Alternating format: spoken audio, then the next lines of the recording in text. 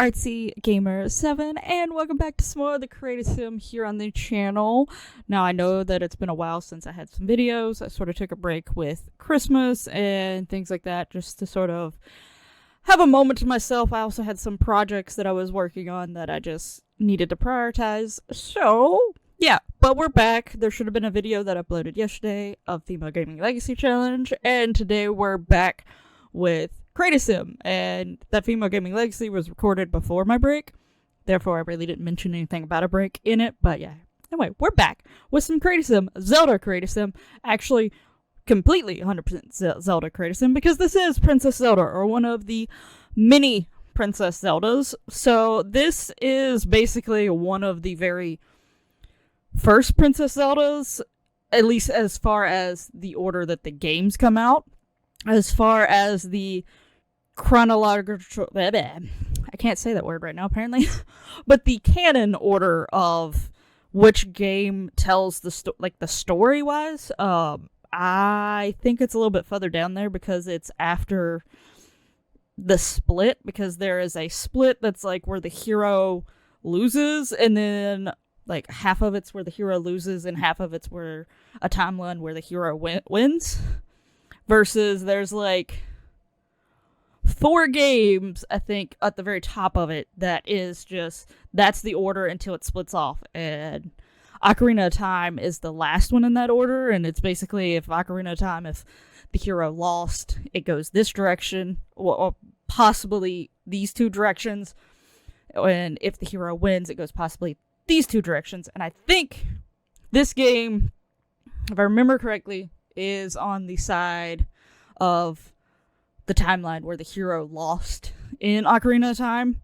But this is the Zelda that is from The Adventure of Link, which is the first Zelda. I mean, not the first, the second Zelda.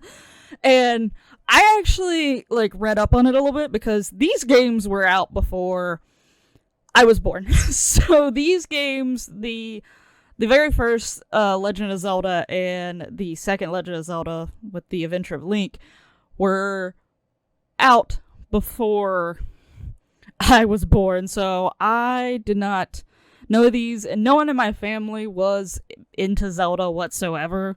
Most of my family was what games they played. My most vivid memories were all the Mario games, and then my sister also had this alien bowling game that I very vividly remember, which it was like Milo's Astroland or something like that. And then I had a cousin who we used to play this, I don't remember the name of it, but it was a unicycle game, and it was on the system that was before the 64, which apparently my brain's going dumb right now because I can't think of it.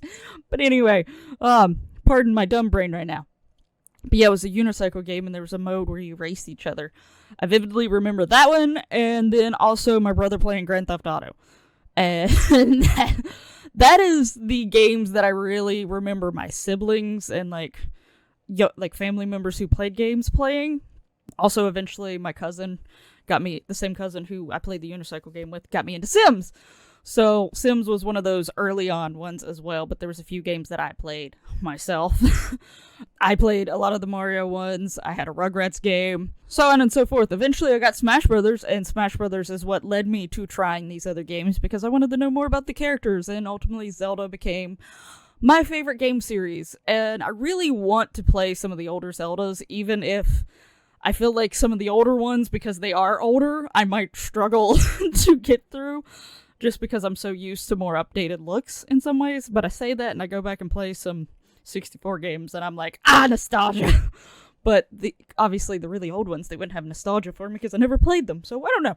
But I'm thinking about it. I'm thinking about going back and playing the old ones because you can play them on the online thing for the Switch. So possibility I got there. Possibility. But anyway, back to this. This is Princess Zelda from Adventure of Link, also sort of The Legend of Zelda, but when I was reading up on them, apparently the Link from those 2 games are supposed to be the exact same Link, and I don't know how that necessarily works, because then the Zelda apparently is not the same Zelda. At least what I read, and it was on the Zelda wiki. So, Not, again, I didn't play those games. So Zelda 2, and Zelda 1, I did not play those games. I don't know exactly how that works, but according to what I read, apparently the Links are supposed to be the same, but the Zeldas are not. So I'm not sure if Link was just younger in Zelda 1 than Zelda, like quite a bit younger. So in the Zelda 2, he's actually quite a bit older than he was in Zelda 1, but now there's a younger Zelda. I really don't know exactly how that works. But yeah, they're supposed to be in the same timeline because there's reference to the one, like Zelda 1 in Zelda 2, apparently. So, but the pictures that I seen, what I looked up, they look very similar, so that's why for the longest time I thought it was the same Zelda. Because for the most part, Link stays somewhat similar, but Zelda has more differences and variations from the different games. Like, you put this Zelda and the Twilight Princess Zelda and the Skyward Sword Zelda and the Breath of the Wild Zelda and the Ocarina of Time Zelda all together, you could sort of tell that they're related, but you wouldn't be like, yeah, that's supposed to be the same person. Like, there's no... But then the Zelda 1 and Zelda 2 Zelda, to me, look like they're the exact same person, at least from the pictures that I've seen. But anyway, so yeah, that's what I was sort of going off of, and, it's sort of fun to do a Zelda that didn't have blonde hair, because most of them do have blonde hair. I think this one and Twilight Princess is the only one that has the brunette. Could be wrong, but I'm pretty sure. All the rest of them have blonde hair. Some of them have variations of blonde hair, because one of them's like a very platinum blonde, like one or two of them are more towards platinum blonde, and then some of them are like more of a golden blonde. But as far as the brunettes, which Zelda 1 and Zelda 2's brunette is sort of more reddish than Twilight Princess, but I thought this hairstyle that I had in this game fit her so perfectly. It doesn't have as much as the reddish tint to it, but it still has a slight underlay of reddish tint, so I thought it worked. But just the style and like the way that her face was structured and stuff, I just thought it fit.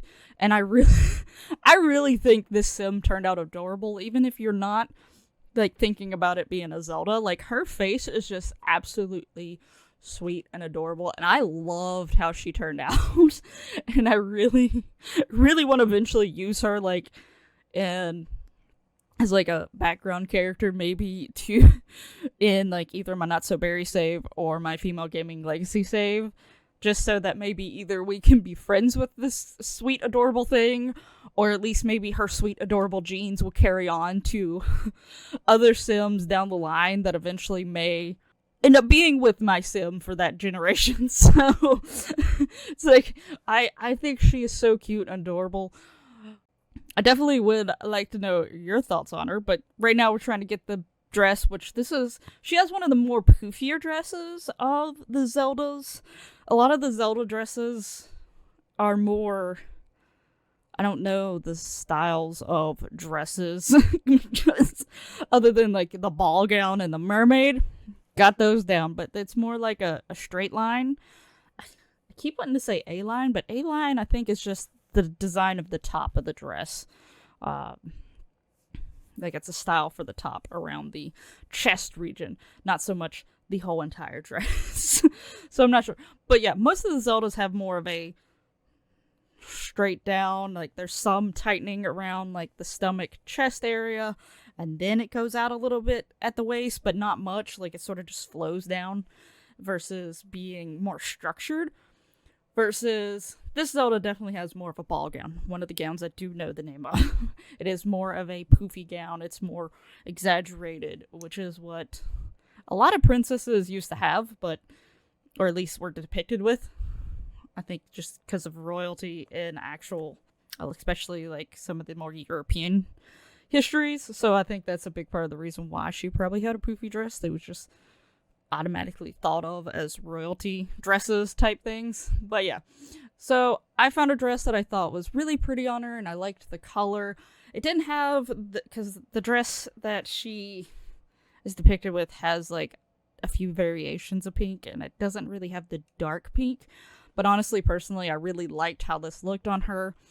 I thought it was fitting. I also used like little sleeve things to give her that long sleeve dress instead of having the short sleeve. But I think it turned out really well, and I really like how she turned out. Let me know your thoughts down in the comments below.